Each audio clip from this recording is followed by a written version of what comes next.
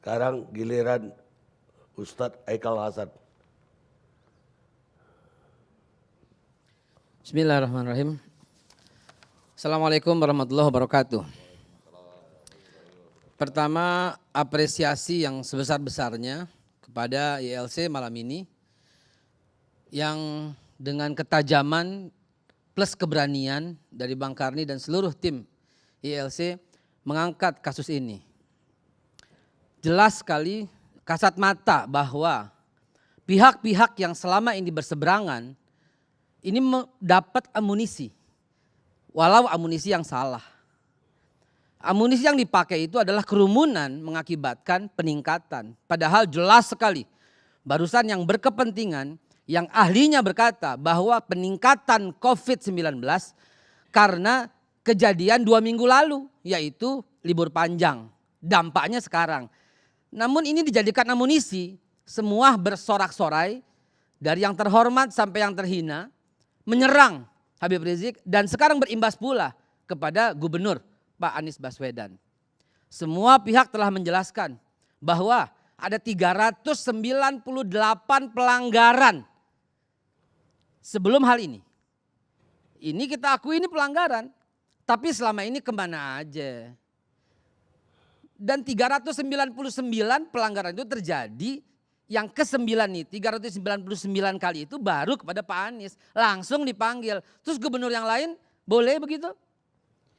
Terus ulama yang lain, habaib yang lain, ustadz yang lain juga boleh begitu? Jadi saya dalam kapasitas juru bicara 212, PA 212 dan HRS Center ingin menyampaikan hal-hal berikut ini. Kita nggak perlu merinci lagi Bang Karni. 398 pelanggaran itu apa saja, kita nggak perlu rinci lagi. Dan yang paling disorot adalah pas Gibran sendiri gitu kan. Saya akan merinci pertama kali atas kedatangan. Acara di bandara, kedatangan Habib Rizik itu diawali dengan rencana kepulangannya. Desember 2019. Kebetulan saya yang datang pada waktu itu. Dan akhirnya ada wacana beliau insya Allah dalam waktu dekat akan pulang. Maka kita susun, akhirnya setelah pulang terbentuklah tim 6 gitu loh. Kita berenam ini rapat gimana caranya Habib Rizik pulang dengan aman, tentram, asyik gitu loh. Lalu akhirnya ada opsi yang ditawarkan. Diam-diam, nggak usah heboh, langsung ke Petamburan, bikin konferensi pers, kami sudah di Jakarta. Ada opsi seperti itu. Atau pulang ke puncak, di pesantren, duduk, pakai online, siarkan, kami sudah sampai dengan selamat gitu. Tapi ada pihak-pihak yang selalu jahat Bang Karni. Pihak-pihak ini selalu menghambat kepulangan Habib Rizik. Karena dihambat ini kita mengambil keputusan, nggak bisa deh pakai diam-diam deh. Umumkan, tanpa mobilisasi. Saya bersumpah, tanpa mobilisasi. Dan kami yang ikut rapat senantiasa untuk kepulangan ini mengatakan tidak ada mobilisasi, tidak ada dana sama sekali. Tapi Habib Rizik memutuskan untuk mengumumkan kepulangannya. Diumumkan saja udah. Dan banyak sekali daerah-daerah itu yang kami akan jemput, kami akan jemput. Kami sarankan doa saja gitu loh, doa saja, doa saja. Nah karena dikerjain melulu ketika pulang, kita ambil keputusan oke kita siarkan kalau begitu. Habib Rizik yang memutuskan. Kita harus siarkan dan disiarkan tanggal 10 November. Apa kejadiannya Bang Karni? Pada hari terakhir, hari H, itu salah satu anaknya masih digagalkan. Alhamdulillah pemerintah Saudi Arabia sangat membantu, sangat mengerti situasi yang terjadi di sini. Yang kedua, soal acara pernikahan. Ini jamnya udah ditentukan, siapa yang hadir jam berapa ditentukan. Kalau boleh diizinkan 1 menit saya menyampaikan inilah undangan yang disebarkan kepada seluruh peserta. Ini undangan kepada seluruh peserta. Diundang semuanya dengan catatan lihat. Catat sendiri semua. Jam berapa setiap orang? Ada jamnya. Ini protokol. Nomor 151 sampai 200 jamnya jam 1. Nomor 202 nomornya jam 2 semua tepat. Ini protokol. Ini acara walimah anak Habibana. Semua harus pakai masker. Semua harus jaga jarak. Semua tetap mengikuti jamnya. Siapa yang bisa langgar? Siapa yang bisa larang? Kepulangan yang begitu dahsyatnya dan kedatangan di Petamburan yang begitu dahsyatnya, siapa yang bisa langgar? Mau di apa ujung-ujungnya? Mau Habib Rizik yang disalahkan? Padahal kita udah mematuhi semua, nggak ada mobilisasi. Para intelijen mungkin tahulah. Toh kepulangan saya di bulan Desember itu siapa yang jemput juga semua. Para intelijen mungkin sudah tahu lah. Apa yang kami bicarakan di Mekah dan apa yang kami rapatkan, semua udah tahu. Nggak ada yang ditutup-tutupi Bang Karni. Acara yang berikutnya, Maulid. Dalam Maulid ini kita ikuti semua prosedur. Dari mulai pemberitahuan, dari mulai jaga jarak. Kalau tadi Tirta mengkritik soal bagi masker, terus mau bagi apa gitu loh. Ini kita emang bagi-bagi masker kok. Terus acara yang di mana lagi? Yang hadir itu bahkan nih waktu di Maulid itu, kita tuh bilang kami mau hadir. Kami sarankan lihat di Front TV saja. Tapi masyarakat begitu menanti kerinduan ini. Jadi big picture-nya ini adalah Habib Rizik gitu loh. Bukan dari pelanggaran, ada yang dituju, ada yang disasar.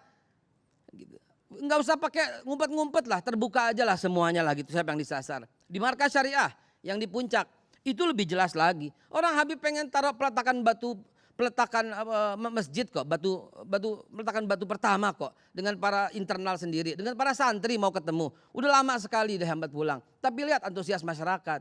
Ini menunjukkan ada orang yang punya pengaruh besar di Indonesia tapi nggak disukai oleh negara. Saya dengan jelas mengatakan tidak disukai oleh negara. Kenapa? Karena selalu ada hambatan. Sejak tahun 2017 Bang Karni. Habib Rizik itu pingin dialog. Sejak tahun 2017. Tapi selalu ada yang menghambat. Jujur-jujuran saja, terbuka saja. Siapa yang menghambat itu? Toh Pak Jokowi juga nggak anti-anti banget gitu loh. Siapa yang menghambat ini? Pak Jokowi tolong dengar ini gitu loh. 2017 kami mau diskusi, nggak bisa. Habib Rizik baru pulang pertama kali lagi capek-capek pegang mic langsung berkata kami ingin dialog. Tapi lihat sambutannya, nggak ada rekonsiliasi. Istana lupa yang mengatakan nggak ada rekonsiliasi. Emang ini Habib Rizik ini apa? Musuh negara. Dia bukan bandar narkoba. Dia bukan pemimpin partai. Dia bukan siapa-siapa.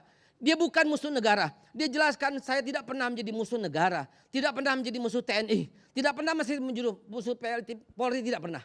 Beliau hanya musuh ketidakadilan. Dan dia pengen dialog. Kemana mesti dialog kalau negara memperlakukan dia sebagai musuh? Baik. Coba ada yang salah ini Pak Karni. Di negara ini ada yang salah. Ya, peningkatan kok Habib Rizik yang disalahin. Lalu Pak Anies juga menjadi kena semua. Sementara orang-orang yang melanggar juga banyak. Sebentar, bukan kita bermaksud kalau Anda melanggar, kami juga enggak begitu. Kita hanya menuntut keadilan. Tanya deh Bawaslu deh, pelanggaran-pelanggaran itu bagaimana. Baik. Sebentar, satu dikit lagi Pak Anies. Saya kelihatannya baru ngomong sebentar kayaknya nih. Sebentar ya. Kalau saya hitung lebih lama yang lain, sebentar. Ya.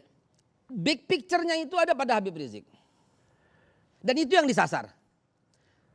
Kenapa nggak diajak dialog? Kenapa nggak disambut? Kenapa rekonsiliasi? Nggak ada rekonsiliasi. Barusan itu Pak Dhani dengan tegas asyik dengan mengatakan, lihat ini wakil daripada istana. Tapi tiba-tiba dalilnya apa Pak? Dalil yang kita lihat ini ya, TNI tiba-tiba sibuk nggak karuan seperti mau perang. Polri tiba-tiba pecat sana pecat sini. Pemerintah tiba-tiba sibuk konferensi pers sana diwakili oleh Pak Mahfud. Ini ada apa? Barusan Pak Anies dipanggil 9 jam, 23 lembar, 33 pertanyaan. Atas kesalahan siapa? Lalu bagaimana dengan gubernur yang lain? Kami mohon keadilan, itu saja. Tapi pertanyaan saya, ada 300 lebih pelanggaran. Tapi yang spektakuler, betul yang terjadi di Bandara Suta, di Petamburan, di Megamendung. Ini luar biasa, Ustadz. Jadi kalau ini kecil atau gede, kejahatan kecil atau kejahatan gede, jadinya yang gede itu yang Ustadz Haikal punya gitu loh. Baik. Perlu dijawab Pak Karni? Ya boleh. Ya, jawabannya begini, itu justru membuka mata pemerintah dong. Salah dalam hal ini memperlakukan Habib Rizik seperti itu. Ya, udah tahu dengan masa sebegini banyak, udah tahu dengan daya cinta Daya cinta ini semua, resonansi getaran yang begini luar biasa. Tapi dilakukan dengan cara demikian. Mestinya sambut dong. Kalau mau dialog, rekonsiliasi, sambut dong. Jangan, tidak ada pintu rekonsiliasi. Emang ini siapa? Pelanggaran apa sih yang dilakukan oleh Habib Rizik? Fitnah chat. Kan udah dibuktikan. Pak Tito Karnavian pada waktu itu Kapolri mengatakan ini sudah SP3. Terus kenapa? Apalagi pelanggaran dilakukan? Pelanggaran cuma satu, Bang Karni. Beliau terlalu dicintai oleh masyarakat Indonesia. Dan ada orang yang gak suka dengan pengaruh beliau. Itu dia. Baik, terima kasih.